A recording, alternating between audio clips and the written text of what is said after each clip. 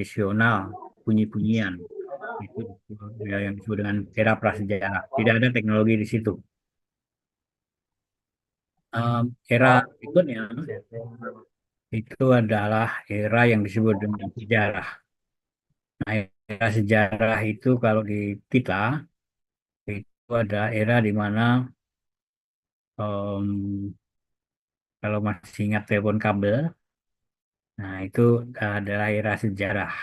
Jadi saat ini adalah era yang sejarah, ada sejarah ada telepon kabel, teleponnya yang dibelenggu, dikasih tali sehingga nggak pergi kemana-mana. Orangnya yang mana? Nah, pada konteks itu eh, pada umumnya teknologi dibutuhkan. Jadi orang eh, datang ke tempat nomor telepon, kemudian mereka begitu selesai kami telepon itu kemudian orangnya itu di kantor ada mesin teks. Jadi orang mesin, kemudian itu di mesin itu terbaca oleh mesin juga yang ke fotokopi jarak jauh. Nah, pada waktu sudah selesai menggunakan mesin itu, maka orangnya akan meninggalkan tempat itu. Nah, jadi era sejarah itu era di mana orang dan masyarakat pada umumnya ada kaitan pemanfaatan teknologi informasi dan komunikasi, tetapi mereka tidak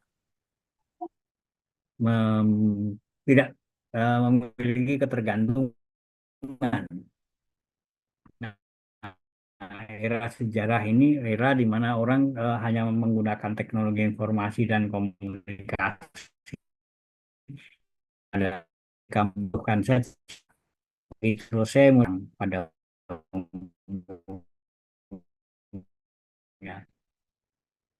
Nah, itu eh, mulai berkurang di awal-awal tahun tahun 1900-an di tempat kita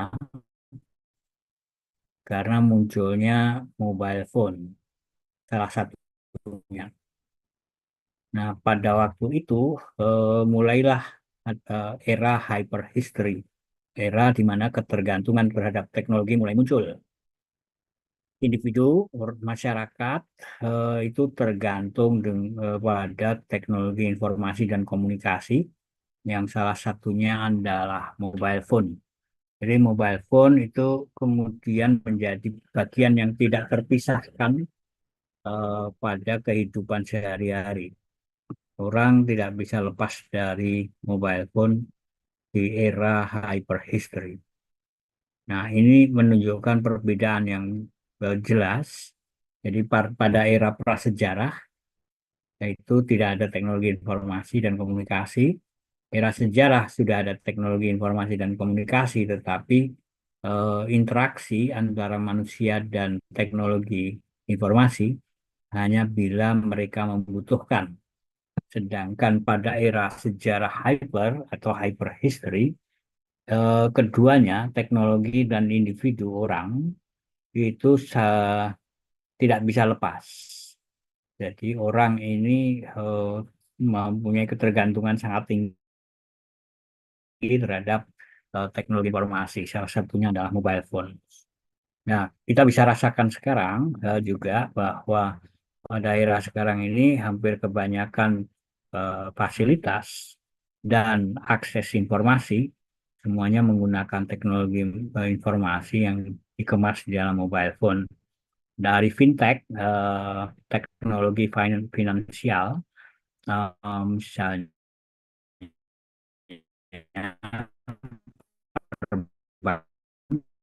kita rasakan di situ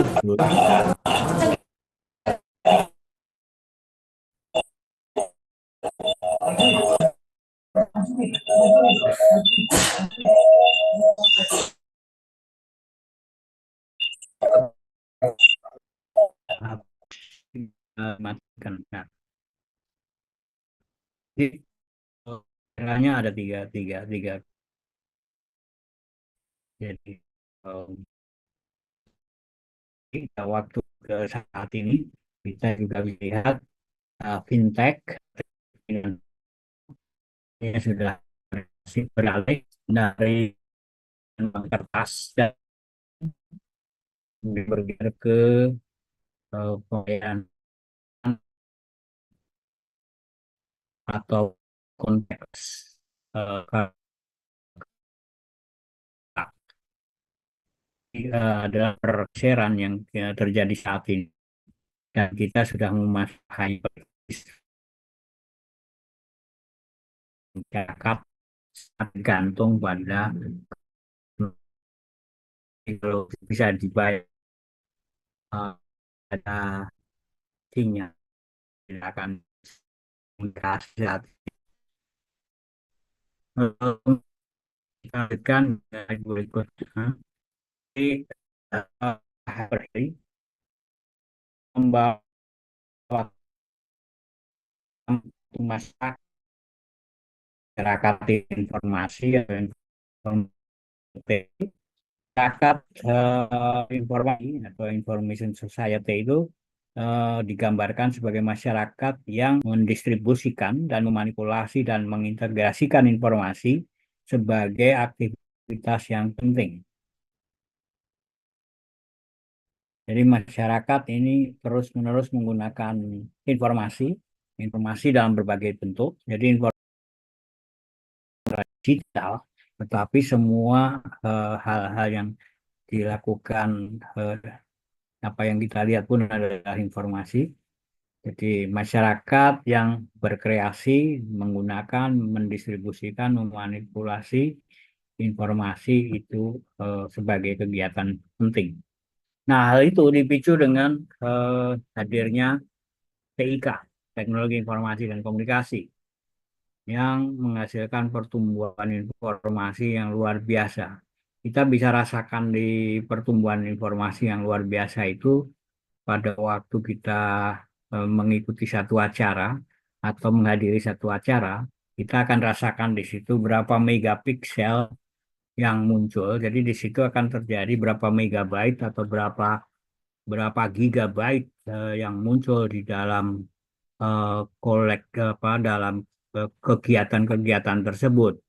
Nah, di sini muncul hal-hal yang bisa kita rasakan, terjadi pertumbuhan informasi yang secara eksponensial dilakukan, dan itu menjadikan apa perubahan-perubahan sosial di dalam masyarakat sangat besar. Hal itu muncul juga kita lihat di dalam dunia pendidikan. Dalam dunia pendidikan, teknologi informasi muncul dalam konteks ini, kemudian kita menggunakan informasi secara digital. Kalian bisa lihat ekonomi, kita juga bisa lihat bagaimana transfer finansial, kemudian pembayaran-pembayaran serta kegiatan-kegiatan lain itu terjadi dan dilakukan semuanya berbasis teknologi informasi. Kemudian juga kalau kita lihat dalam konteks kesehatan, mungkin ada yang punya smartwatch. Nah, di dalam konteks kesehatan kita bisa rasakan di situ bahwa smartwatch telah mengubah cara kita mengukur kesehatan kita. Kita bisa lihat di situ beberapa angka, kemudian yang kita keluarkan. Kemudian juga kita bisa tekanan darah itu semuanya dihitung oleh smartwatch. Juga mungkin gula darah dan sebagainya semuanya menggunakan teknologi. Nah, ini bisa digambarkan sebagai masyarakat informasi ya. Jadi masyarakat informasi adalah masyarakat yang tidak bisa lepas dari teknologi informasi. Dalam konteks perang, dalam konteks perang pun teknologi informasi kemudian juga berperan. Ini ini yang tergambar di situ bahwa perang pun juga menggunakan teknologi drone, di mana drone-nya itu sudah diset akan sampai kemana dan sebagainya itu terjadi. Sudah disiapkan di situ pemanfaatan teknologi. Nah, kemudian dalam pemerintahan juga begitu sebetulnya. Di banyak pemerintah, vote misalnya, pemilihan presiden di Amerika misalnya, itu tidak dilakukan dengan mencoblos kertas, tetapi juga vote-nya langsung online.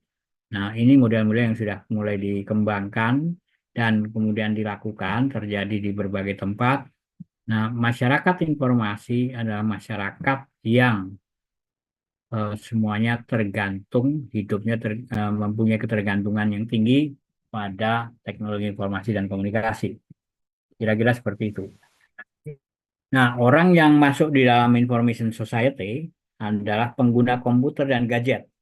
Jadi kawan-kawan di sini saya kira semuanya mempunyai gadget, mempunyai komputer atau laptop. Nah, kalian adalah bagian dari information society itu. Orang yang masuk di dalam masyarakat informasi adalah para pengguna gadget, kemudian kehidupannya ada eh, di dua dunia ya. Satu dunia nyata, satu dunia maya. Dunia maya dan tiba-tiba bisa keluar kemudian menjadi ke dunia nyata. Ini yang terjadi pada konteks ini. Nah, kemudian ada juga yang sebutan yang apa namanya adalah digital citizens. Jadi generasi yang disebut sebagai Gen Z. Gen itu generation, C itu connected, generasi yang terkoneksi. Generasi-generasi yang terkoneksi adalah digital citizens. Masyarakat yang warganya terkoneksi satu dengan yang lain itu adalah Gen Z yang semua informasinya kita bisa hidup di dalam dunia maya, kita bisa hidup di dunia nyata, dan bisa interchange, bisa berubah dalam waktu yang sangat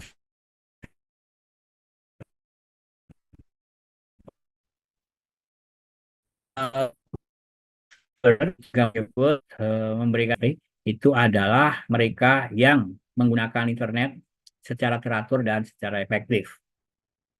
Mungkin boleh saya katakan di situ bahwa mereka yang koneksinya tidak pernah mati. Jadi kalau dulu, zaman dulu itu di kalian pas lahir itu HP itu biasanya kalau malam dimatikan gitu. Kemudian baru dimatikan yang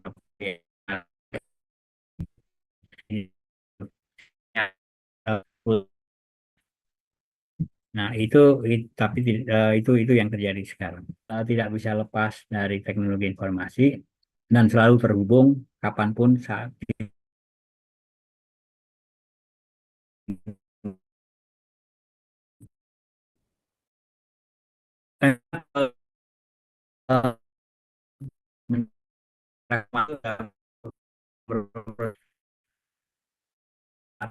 berjalan. Prosesnya sudah jalan. Misalnya di tahun-tahun 20-an itu transformasi pertama dimulai dari elektronik muncul yang salah satunya adalah televisi di dalam industri elektronik. Orang kemudian terkoneksi dengan satu satu arah, yaitu terkoneksi dengan televisi. Biasanya di situ orang berkumpul dan kemudian menonton televisi bersama. Ini awal-awal dari masyarakat informasi. Mereka mendapatkan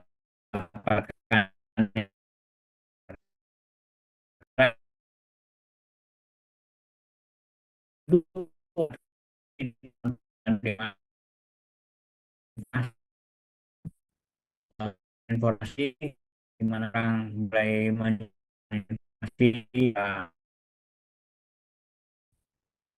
tapi besar dan informasi tadi pada tahun 2000-an internet sudah mulai, internet masih belum belum sekarang. Dulu pakai pakai sambungan telepon yang memakan pulsa, katakan bahwa sekarang sangat murah akses ke data, pulsa data maksudnya. Nah, itu poin pertama yang ingin saya sampaikan. Saya sampaikan,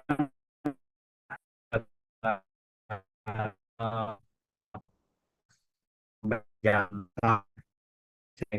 ya jumlah slide nanti kalau sudah selesai.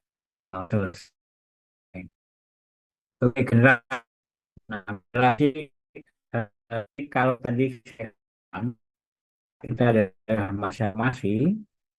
Nah, sekarang kita dulu ya disebut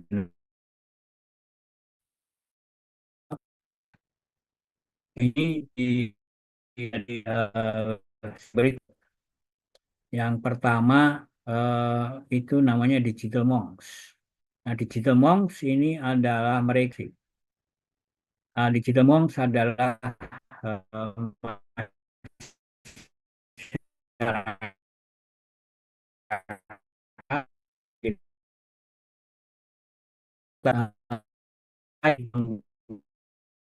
yang pertama atau tidak terjangkau teknologi.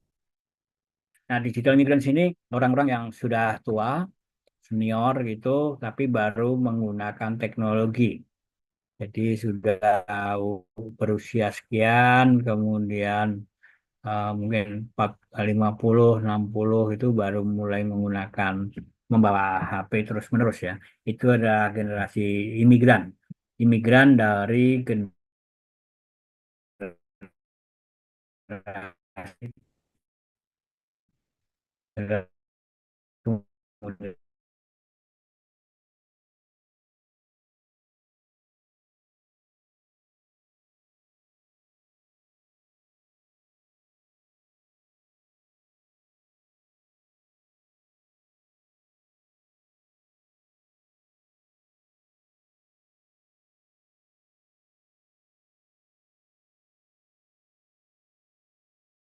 atau generasi Y atau sering disebut dengan milenial. Milenial ini rata-rata ada kelahiran mereka yang lahir tahun 80-an. Jadi era tahun 80-an. Nah, ini disebut dengan digital milenial. Nah, kemudian adiknya digital milenial itu ada digital natives.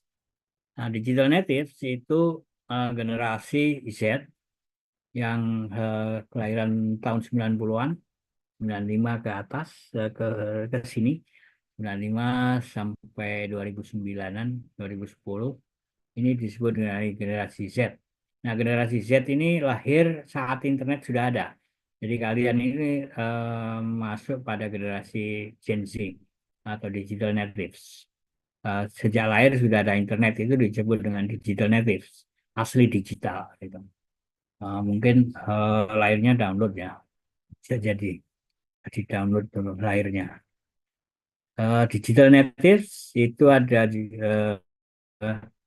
generasi Z. Nah, kemudian mereka yang lahir masih bayi ya sekarang, atau mulai masuk SD, sudah ada yang sudah SD. Nah, itu adalah generasi Alpha. Jadi yang kelahiran 2010, 2011, 2012 itu disebut dengan generasi Z. Jadi generasi Alpha ya. Generasi Alpha. Generasi Alpha adalah generasi yang saat lahirnya itu orang-orang sudah menggunakan media sosial dan sebagainya. Itu generasi Alpha dan semuanya terkoneksi ke internet. Tahun tahun depan 2025 itu adalah awal dari generasi baru yang disebut dengan generasi beta. Jadi generasi beta itu adiknya generasi alpha. Eh, Sekarang mulai disebut-sebut sebagai generasi beta yang apa lahiran tahun 2024 itu disebut. Nah, akhir generasi Alpha memasuki generasi 5G ya, kita sudah memasuki 5G juga. Nah, ini generasi yang sejak pas lahir itu sudah generasi 5G. Kita yang generasi Alpha ini dan generasi Z lahir dengan 4G, 4G. Jadi kecepatannya eh, lebih lambat sedikit. Nah, ini adalah gambaran tentang bagaimana generasi itu dibagi-bagi. Nah, ciri generasi saat ini, generasi Y atau di atasnya kalian, itu adalah generasi yang biasanya naik sepeda BMX, game watch, dan sebagainya. Sedangkan generasi Z itu sudah era di mana semuanya berbasis elektrik. Di tempat lain, di negara lain sudah mulai ada generasi skuter listrik dan sebagainya, mobil berbasis komputer yang jelas. Nah, kemudian generasi Alpha itu adalah generasi yang tumbuh di awal EV, apa kendaraan-kendaraan berbasis listrik dan driverless, mobil tanpa sopir. Di Amerika sudah biasa ini, mobil tanpa sopir. Kemudian generasi Beta adalah generasi yang akan tumbuh di era berbasis listrik dan 5G. Jadi jangan tidak perlu minder dengan generasi beta karena kita punya pengalaman lebih baik dari generasi-generasi yang akan datang. Jadi saya juga tidak merasa minder dengan generasi eh, yang jauh di atas kalian. Itu. Nah, ini jadi orang disebut generasi itu karena memang lahirnya di situ. Jadi nasib atau bukan nasib tapi memang memang kebetulan kita lahir di era generasi Z atau generasi Y atau generasi X dan sebagainya.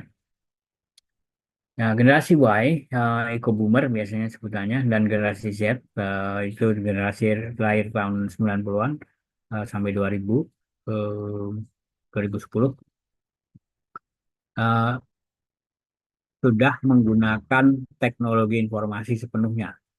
Jadi sejak kecil mungkin sudah terbiasa dengan gadget. Dan di masa kelahiran generasi Y dan generasi Z, dunia itu mengalami perubahan atau mengalami revolusi digital yang luar biasa. Ini yang terjadi di saat ini, di mana orang-orang yang lahir sekarang, kalau lahir itu sebelum lahir lah, bahkan sebelum lahir itu generasinya sebelum lahir pun sudah ada fotonya, foto saat ada di dalam rahim itu. Ini luar biasanya. Dulu orang yang baru lahir itu paling difoto berapa gitu. Nah, sehingga itu eh, generasi dulu itu rata-rata kalau lahir dianggap sebagai hanya memiliki sekitar 800 mega, 800 megabyte. Nah, generasi-generasi lama itu hanya mempunyai kalau kelahiran itu dihitung sebagai 800 mega. Sedangkan generasi baru mungkin sangat tinggi ya jumlahnya. Karena sebelum lahir sudah ada fotonya, foto di dalam rahim. Kemudian pada waktu lahir ada video, ada foto yang disebarluaskan. Banyak orang memotretnya sehingga jumlah besaran megabyte-nya luar biasa besar. Nah, ini adalah ciri khas dari generasi sekarang, generasi Z yang lahirnya dipenuhi sejak lahir sudah dipenuhi dengan fotografi yang menghasilkan luaran akumulasi megabyte-nya jadi besar atau gigabyte-nya besar. Mobile teknologi, jadi ada mobile phone, online akses, kemudian media sosial itu menjadi bagian dari pertumbuhan generasi Z yang seperti kalian. Kemudian membanjirnya informasi itu menjadikan generasi tersebut perlu berpikir. Jadi kalian ini mendapatkan informasi tidak lagi melalui surat kabar cetak, tapi sudah beralih ke sumber-sumber informasi yang berasal dari kawan-kawannya, kemudian dari media sosial. Ada pergeseran di situ yang terjadi. Nah, kemudian yang lahir tahun 2010 ke atas atau sesudahnya itu disebut generasi Alpha. hidup dalam dua dunia nyata dan dunia maya dan bisa saling ya seperti kita, eh, tapi lebih intuitif ya, mampu menggunakan teknologi dengan lebih cepat dibanding kita. Kemudian kehidupannya juga seperti kita juga, layar sentuh, tapi sejak bayi mereka. Jadi pada waktu bayi mereka sudah terbiasa dengan layar sentuh. Nah, kemudian pada waktu lahir, generasi alfa ini sudah mulai terkoneksi ke dunia maya. Semuanya muncul, gambar-gambarnya pun muncul di dunia maya. Dan mungkin apa yang kita lakukan sekarang itu juga akan ditinggalkan oleh generasi alfa. Jadi teknologi-teknologi kita mungkin akan dianggap teknologi lama ya oleh generasi berikutnya. Nah, generasi beta nanti di era tahun 2025 sampai 2039 itu generasi alfa, kemudian generasi beta. Jadi alfa itu tahun 2024 akan berakhir, kemudian generasi beta 2025 sampai 2039. Kira-kira tahun-tahun itu. Itu adalah generasi yang saat bayi lahir dengan kematangan teknologi informasi dan komunikasi, kemudian banjirnya informasi yang luar biasa banyak. Nah, faktor informasi itu mengubah cara berpikir mereka. Dan satu lagi yang penting adalah hadirnya robot di banyak tempat.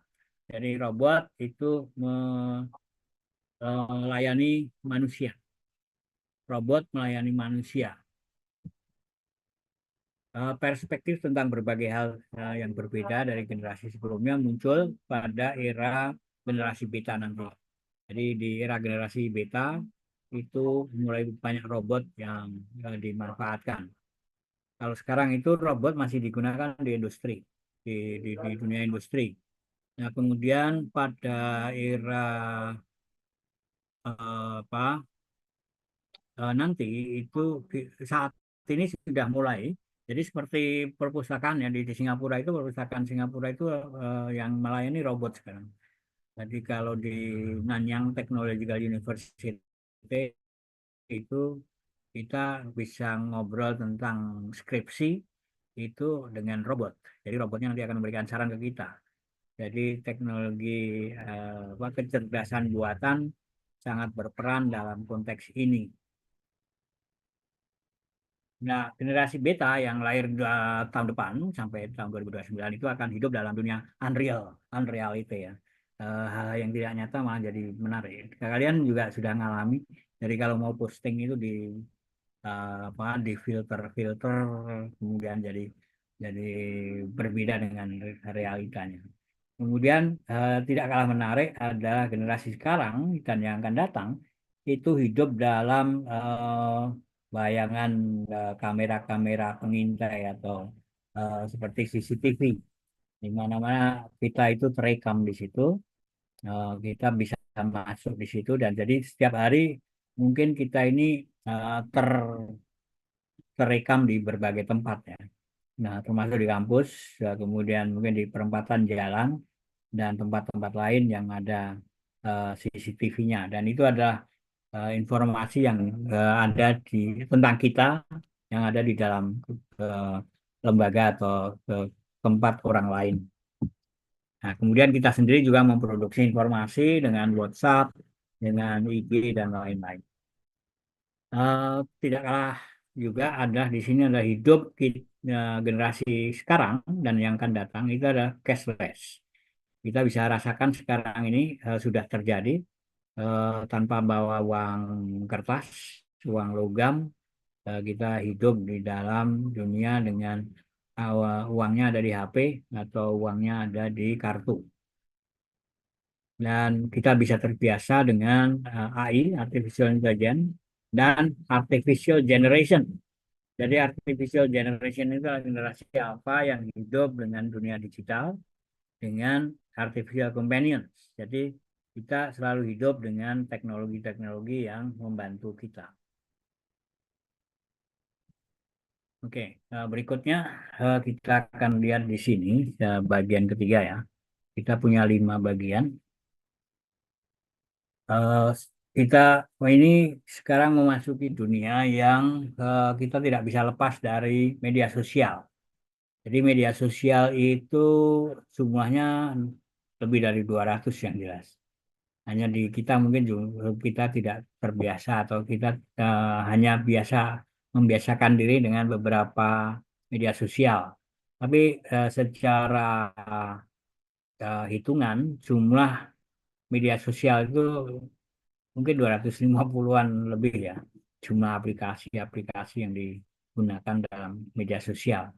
WhatsApp, IG, TikTok, kemudian Facebook itu hanya sebagian kecil dari berbagai media sosial yang ada di dunia. Nah, di dalam konteks ini kita bisa melihat masyarakat kita itu seperti apa. Itu bisa dilihat dari misalnya komentar-komentar, dari berapa like dan sebagainya.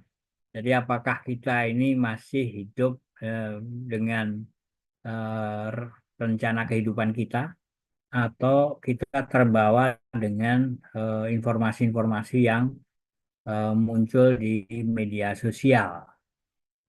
Ada yang membuang waktu hanya untuk memberikan komentar-komentar, ikut nimbrung di dalam WA group misalnya, itu bisa makan waktu banyak gitu. Nah, itu ke persoalan yang kita hadapi saat ini di dalam masyarakat informasi. Nah, yang disebut dengan circle of concerns itu adalah pada waktu ada orang posting, kemudian kita rame-rame memberikan komentar, dan kemudian komentar itu ada yang dikomentari, ada yang pro, ada yang kontra, sampai akhirnya bisa satu postingan itu bisa lebih dari 5.000 bisa jadi, bisa jadi. Itu karena orang-orang itu masuk dalam ranah circle of concern, lingkaran perhatian, lingkaran yang memperhatikan bukan dirinya sendiri, tapi memperhatikan apa yang diisukan di dalam media sosial. Jadi rame tentang apa em, musik, mungkin rame tentang politik dan sebagainya. Kemudian komentar-komentarnya banyak di IG, kemudian di Facebook, WhatsApp itu biasanya gitu. Yang saya punya di situ di dalam konteks WhatsApp. Kita bisa lihat siapa yang aktif, siapa yang ngomong terus, ngoceh terus di WhatsApp, itu kelihatan bahwa di situ dia itu ada orang yang ada di dalam lingkaran concern, circle of concern.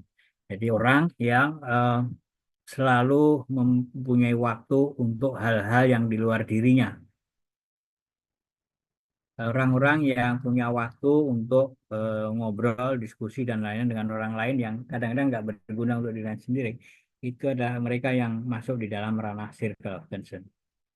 Tetapi kalau kita bisa membagi waktu, kemudian juga memberikan poin utama bahwa kita ini em, kita ada di apa,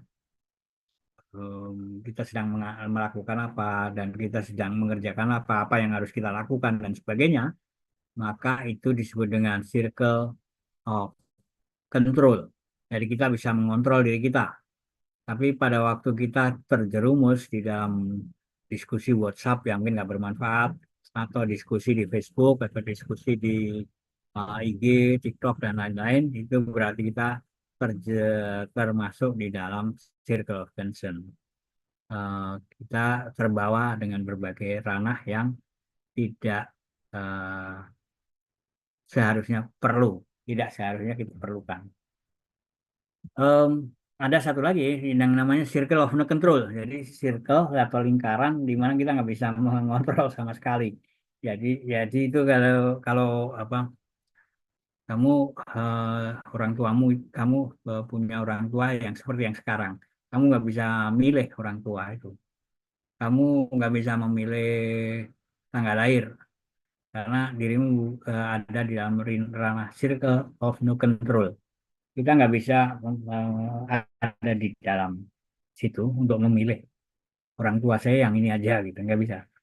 Itu ada circle of no control. Tapi circle of control ada hal-hal yang bisa kita lakukan em, dan penting untuk kita lakukan.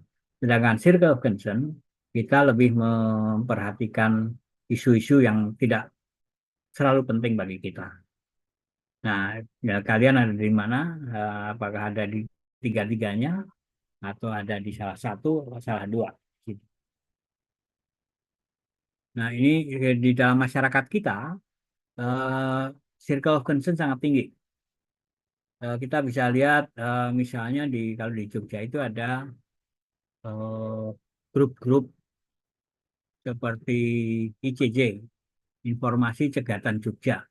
Itu kalau ada informasi itu bisa dikomentari sampai 5.000 komentar. Nah, ini menunjukkan bahwa masyarakat kita itu ada di dalam circle of concerns. Mereka itu reaktif terhadap berbagai hal yang di luar kekuasaan kita. Jadi ada orang menyampaikan sesuatu, kemudian dia akan merespon terus-menerus, bahkan bisa marah-marahan gitu dengan urusan-urusan yang sebetulnya nggak penting bagi kita. Sedangkan circle of control itu kita betul-betul mengontrol diri kita. Jadi kita lebih proaktif di situ. Oke, jadi generasinya macam-macam, tapi setiap generasi dengan circle ini berbeda. Jadi mungkin orang-orang tua, orang-orangnya sudah tua, generasi X, mereka yang digital immigrants, imigran ke digital, tapi eranya mereka jadi memasuki dunia digital tapi sudah tua. Nah, kadang-kadang mereka juga karena masih baru dengan teknologi, jadi kadang-kadang mereka terjerumus dengan apa komentar-komentar dan sebagainya. Itu bisa saja terjadi. Jadi bukan berarti bahwa orang yang eh, kecanduan gadget itu harus selalu muda. Tua pun juga bisa jadi kecanduan karena masih baru, mungkin baru memasuki dunia digital itu. Oke, jadi circle of concern adalah hal-hal yang kita buang waktu dan energi karena kita berada di dalam lingkaran yang kita nggak dapat mengontrolnya. Jadi ada orang ngomong apapun itu adalah pilihan mereka. Kemudian berita-berita di televisi tentang politik, ekonomi dan sebagainya, bahkan ada postingan-postingan di media sosial atau berita-berita dalam media sosial, WhatsApp termasuk di situ. Kemudian kita menanggapinya dengan serius, itu masuknya ada kita masuk di dalam circle of concern. Jadi orang yang marah-marah di medsos itu termasuk ada mereka yang ada di dalam lingkaran circle of concern. Nah, circle of control adalah hal-hal yang dapat mempengaruhi kehidupan kita sehari-hari. Nah, mengikuti kuliah hari ini itu termasuk kita ada di dalam circle of control. Tadi saya lihat banyak yang sudah masuk sebelum jam 2. Berarti kalian adalah orang-orang yang masuk di dalam circle of control, bukan circle of concern. Kalau circle of concern berarti dia atau orang-orang itu em, tidak punya kerjaan lain kecuali pegang HP. Nah, makanya sering orang nyebutnya sebagai main HP terus-menerus. Jadi kemudian dengan adanya media sosial itu kita juga bisa mengetahui makanan apa, makanan makanan bagi otak kita itu apa. Apakah isinya itu real tentang real saja, kemudian story dari kawan-kawan yang kita baca setiap hari, atau isinya itu justru yang membuat kita semakin paham dengan berbagai kehidupan, semakin pandai dan sebagainya. Jadi, what kind of food is your brain eating?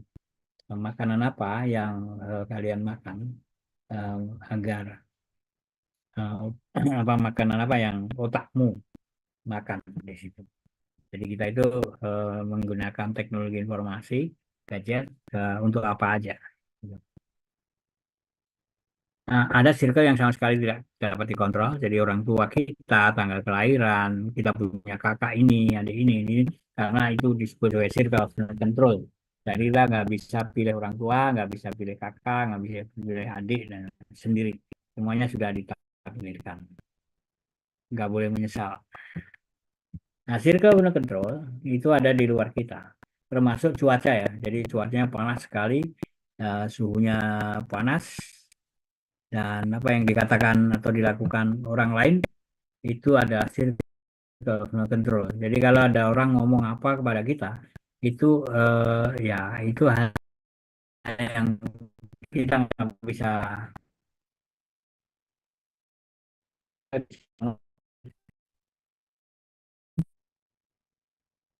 Circle of no control, kemudian circle of no control, di sisi lain adalah circle of control.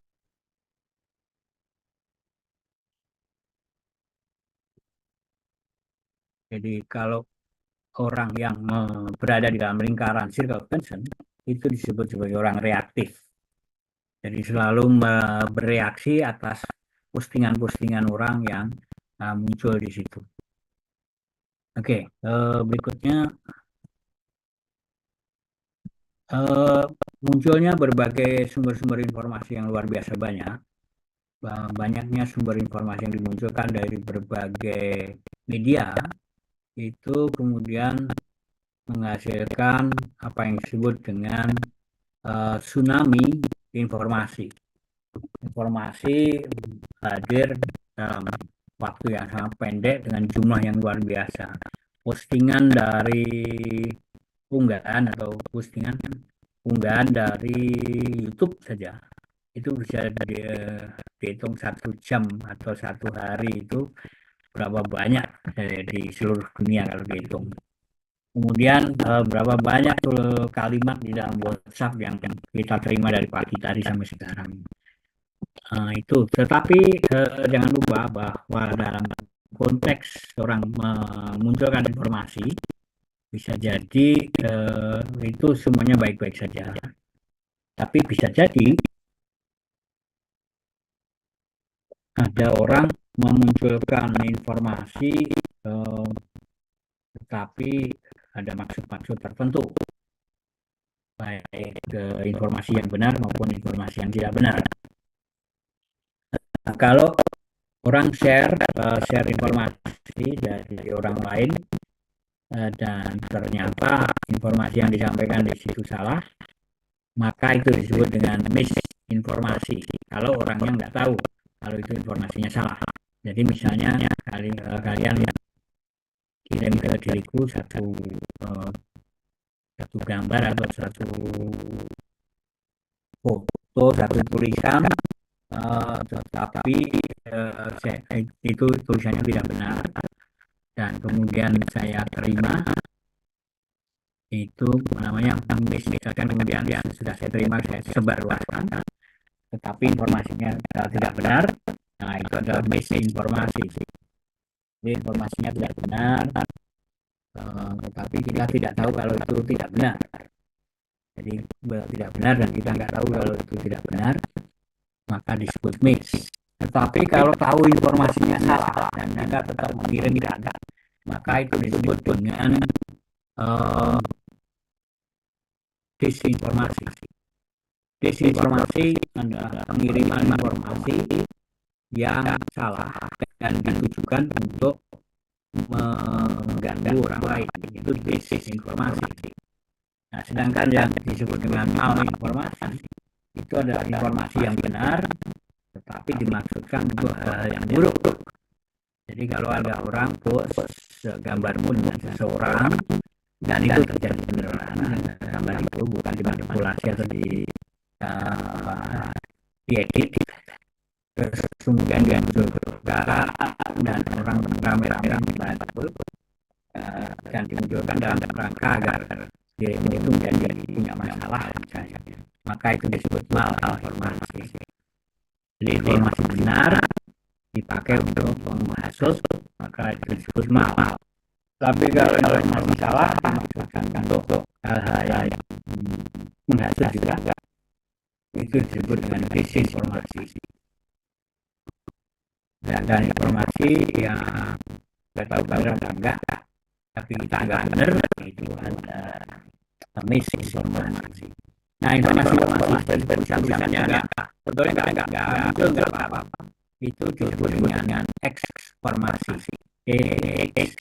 Eksformasi. Eksformasi. Jadi eksformasi adalah kata-kata yang perlu dan demikian dan sebagainya yang juga nggak penting di dalam menuliskan.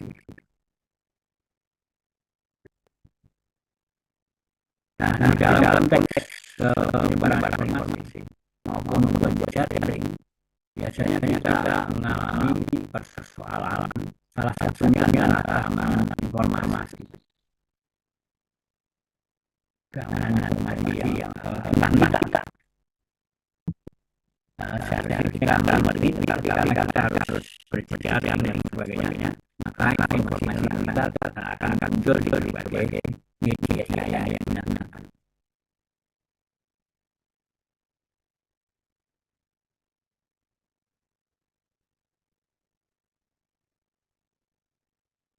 Jadi kamera pun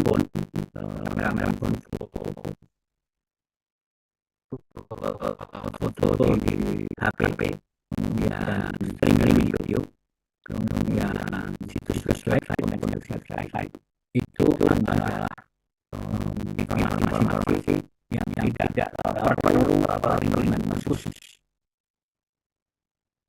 Tapi di media dan internet sendiri mungkin ada pasnya dan sebagainya. Pasnya mungkin ada sebagainya bisa di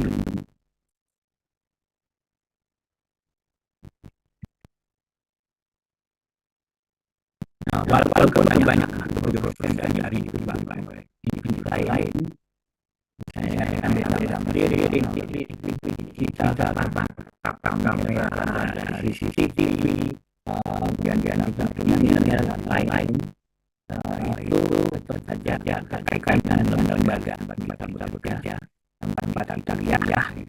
Jadi kalau kalian itu melakukan satu hal yang baik, maka yang kena bukan hanya dia bilang banyaknya juga kena. Ya, terus pertimbangkan di situ. Juga perlu penjaminan rahasia informasi pribadi. Kalau ada orang mempunyai nomor kita, itu bisa beda jadi. Karena dulu sempat jadi nomornya orang bisa dipakai oleh orang lain. Untuk penipuan. Ada information security, ada autonomy privacy. Jadi information security itu melindungi semua informasi dan infrastruktur, bukan saja dari informasinya. Jadi infrastruktur di situ termasuk informasi tentang pegawai, misalnya informasi rahasia tentang pegawai yang ada di tempat kerja, dan struktur infrastrukturnya seperti apa dan sebagainya.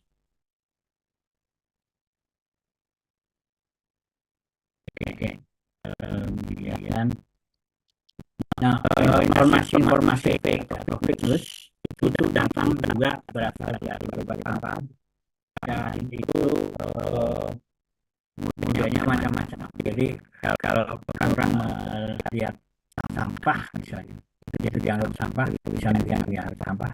Tapi sebenarnya pada dasarnya ada jenis-jenis fake news atau informasi yang tidak benar.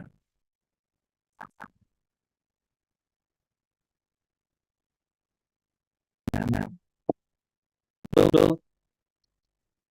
macam-macam bentuknya. Jadi informasi yang tidak benar itu munculnya banyak macam-macamnya. Jadi satire misalnya itu menjadikan foto kita atau foto siapa kita jadikan bahan olok-olokan, itu disebut dengan satire. Nah, tapi kalau informasi yang dimaksudkan agar kita mendapatkan uang, kemudian mendapatkan keuntungan secara tidak baik, itu adalah informasi yang disebut hoax.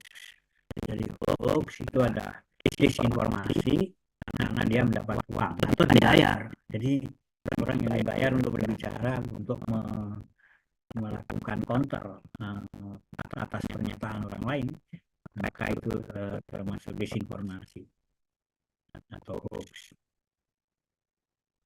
Kemudian ada French opinion, posting hal yang salah, tapi dia tidak tahu kalau hal itu apakah itu benar atau tidak.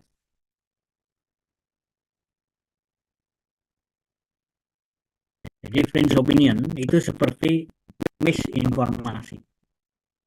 Jadi posting informasi yang mungkin dia nggak tahu ini benar apa enggak informasinya, tapi dia sudah terlanjur posting atau nulis di WA group, tapi nggak tahu apakah ini artinya benar atau tidak, misalnya. Sehingga ya yang terjadi adalah disinformasi atau miss kalau nggak tahu, benar-benar nggak tahu. Nah, di sini you don't see the world as it is. Dirimu itu tidak melihat dunia seperti apa adanya, tapi dirimu melihat dunia ini seperti yang kau pikirkan, bukan apa adanya, tapi dirimu punya imajinasi yang kemudian menggambarkan dunia ini sebagai tempat yang baik atau sebagai tempat yang kurang baik. Itu you don't see the world as it is, you see it as you are. Jadi melihat informasi itu dirimu melihat dari dirimu sendiri, bukan dari kacamata orang lain. Keempat, media sosial.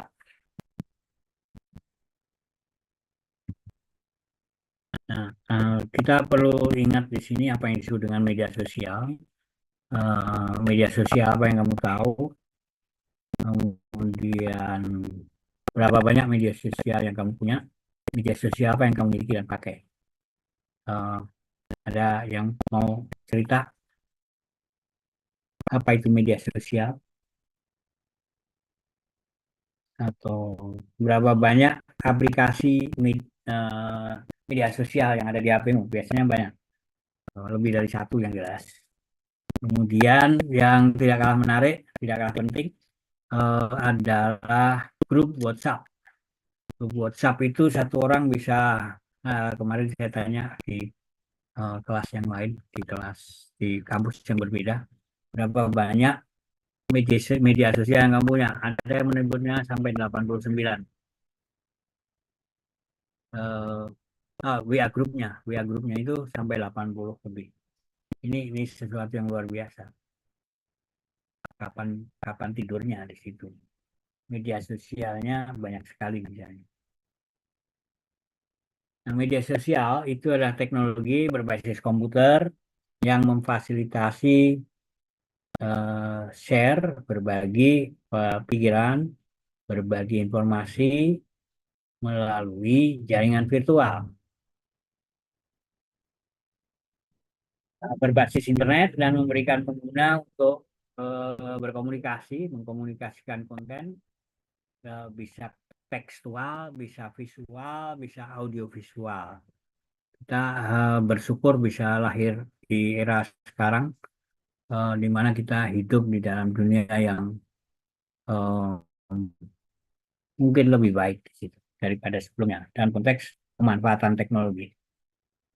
Nah, pengguna pengguna yang memanfaatkan media sosial itu jumlahnya terus meningkat, dan kita bisa lihat di sini lebih dari 4,5 miliar orang menggunakan media sosial. Kemudian Indonesia itu termasuk leading yang menggunakan media sosial.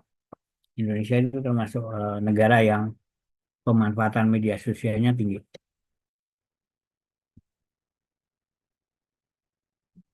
Jadi media sosial eh, dimaksudkan untuk berinteraksi dengan keluarga, tapi kemudian bergeser ke bisnis dan lain-lain.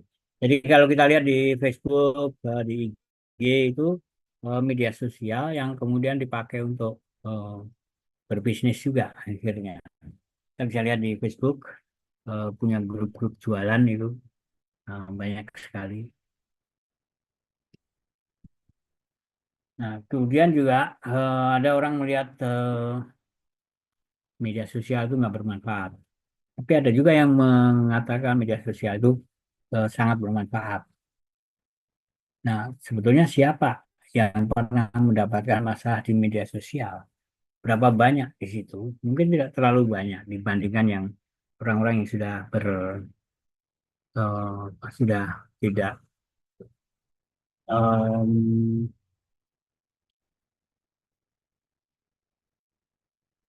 jadi media sosial punya kelemahan-kelemahan, tapi punya manfaat yang besar di situ. Ini kita sudah merasakan ya. Nah, media sosial punya aktivitas-aktivitas yang bermacam-macam, kita sudah tahu semua. Eh, Tetapi kalau yang perlu saya katakan di sini, media sosial yang di Indonesia itu satu media sosial dipakai untuk berbagai macam kegiatan. Contoh Facebook di situ. Facebook itu kalau di Amerika hanya dipakai untuk mereka yang sudah kenal secara secara nyata di dunia nyata itu sudah kenal, kemudian mereka tidak lagi berkenalan tapi menambahkan mereka yang ada mereka untuk bergabung di dunia maya. Kalau di kita ya untuk kenalan, ya untuk mencari orang baru, mencari apapun untuk jualan dan sebagainya itu medianya sama. Ini perbedaan kita. Jadi belum kenal di darat, tapi sudah kenal di media media sosial. Itu terjadi di kita. Nah, kita bisa lihat jumlah aplikasi yang mempunyai nilai tinggi di dalam monthly average user, monthly active user. Jadi di Facebook itu ada 3,5, 3 miliar. Ada WhatsApp itu 2,78 billion miliar. Ada YouTube, kemudian Instagram lebih kecil, WeChat dan TikTok. Mungkin sampai di poin itu kita bisa lihat jumlahnya besar-besar. Instagram yang dulunya untuk foto dan video sharing, sekarang juga untuk jualan. Ini yang muncul di kita. Jadi teknologi informasi yang kemudian kita manfaatkan untuk berbagai kebutuhan. TikTok saya kira juga sama untuk jualan juga, tapi kemudian pemerintah menganggap itu bukan ranah. Tapi sebetulnya hampir semua trennya menjadi tempat jualan juga. Nah, kemudian terakhir yang ingin saya sampaikan pada sesi ini,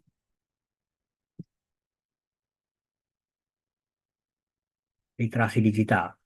Nah, digital literacy.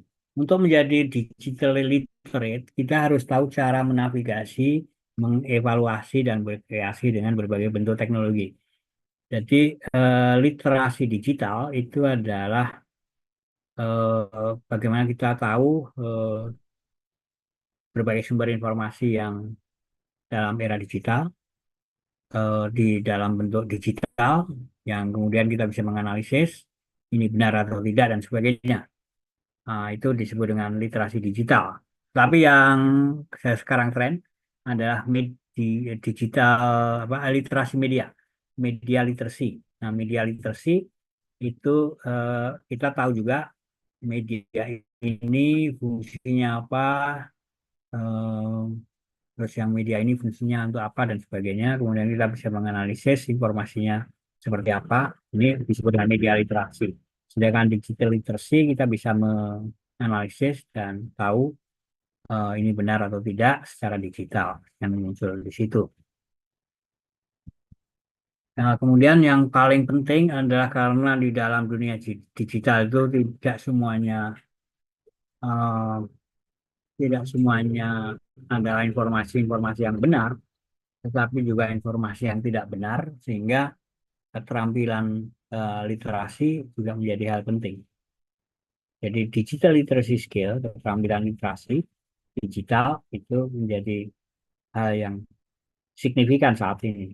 Banyak sekali orang tertipu dan penipuan terus-menerus terjadi, sehingga dengan cara-cara yang berbeda-beda, saya kira keluarga saya pernah juga kena 2 atau 3 kali. Ya. Nah, kemudian satu hal yang juga ingin saya sampaikan di sini adalah banyak definisi tentang critical thinking. Jadi critical thinking berpikir kritis, dapat menganalisis dan mengevaluasi informasi dan pendapat, kemudian dapat melihat pola-pola atau koneksitas antara satu informasi dan informasi yang lain, dan juga dapat mengidentifikasi, membangun informasi yang bermanfaat. Bagaimana kita membangun membangun informasi, membuat informasi secara positif dan lain-lain. Dan dapat menerapkannya di dalam konteks dunia nyata dan dapat menyampaikannya sendiri secara kritis.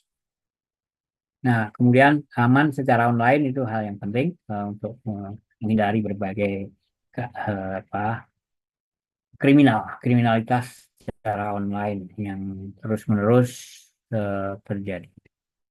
Nah, generasi Z itu untuk budaya digital yang luar biasa, lebih baik daripada generasi-generasi yang tua ya. Generasi tua mungkin tidak secanggih generasi sekarang. Jadi budaya digital is the internet, transhumanism, AI, cyber ethics, security, privacy, dan policy. Jadi ada hacking dan sebagainya. Itu adalah hal yang memang terjadi, tapi kita harus memikirkan itu. Digital literacy skill, kemudian mencari informasi juga jangan lupa mencari informasi sumber yang eh, bisa dipercaya. Waktu diminta menulis paper, jangan lupa mencari sumber-sumber informasi yang em, sumbernya benar-benar layak untuk dikutip. Kadang-kadang kita kutip ternyata itu sebenarnya tulisan anak-anak. Bisa jadi karena tulisannya meyakinkan pakai bahasa Inggris itu. Tapi ternyata itu tulisan anak SMP atau apa itu. Jadi pernah ada juga mahasiswa saya yang pakai kutipan, tapi ternyata itu kutipan yang ditulis oleh anak-anak SD. SD malah. Oke, jadi tahap yang tidak kalah penting adalah kita perlu ingat adanya digital footprint. Jadi eh, tapak-tapak digital tetap ada. Jadi kita walaupun kita hapus masih tetap tersimpan di sananya. Kemudian bagaimana kita merespek, menghormati secara online dan berkomunikasi. Kemudian bagaimana menyimpan kehadiran media sosial secara aman. Jadi bagaimana agar media-media kita itu juga aman, tidak digunakan oleh orang lain. Saya baru 1 kali ini kena gambar saya dipakai oleh orang lain, tapi dalam waktu yang sangat pendek orang mengenali itu karena itu bukan saya. Jadi itu yang sering kali terjadi adalah gambar kita dipakai kemudian mereka buat WhatsApp. Jadi kita selalu cek teknologi. Teknologi sekarang bukan berarti final ya. Mungkin PDF sekarang ini kelihatan bagus, tapi mungkin dalam waktu yang tidak lama sudah akan ganti. Kemudian MS Word mungkin bisa jadi berubah. Jadi tidak ada yang akan sampai selesai, apa tidak akan semuanya abadi di dalam dunia digital. Terakhir yang ingin di dalam sesi ini, perubahan dari data ke big data. Jadi sekarang ini semua diolah Datanya tidak hanya angka, tapi analisis foto, analisis teks, analisis suara dan sebagainya muncul. Jadi dari data ke big data. Analisisnya kombinasi antara gambar, antara gerakan dan sebagainya kemudian dijadikan satu. Eh, ini sudah mulai terbiasa. Kemudian dalam penelitian-penelitian dulu itu orang menyebar kuesioner cetak di print, kemudian disebarkan angket. Sekarang sudah berubah menjadi Google Form. Tapi di sisi lain ada privasi yang kemudian menjadi surveillance. Jadi dulunya kita itu bebas dengan semuanya serba aman, keluar kemanapun aman. Tapi sekarang ini di mana-mana ada kamera, baik kamera yang dipasang sebagai CCTV maupun kamera teman kita yang kemudian memotret kita. Bisa jadi itu terjadi. Jadi dari privacy menjadi surveillance. Jadi kita akan muncul di mana-mana.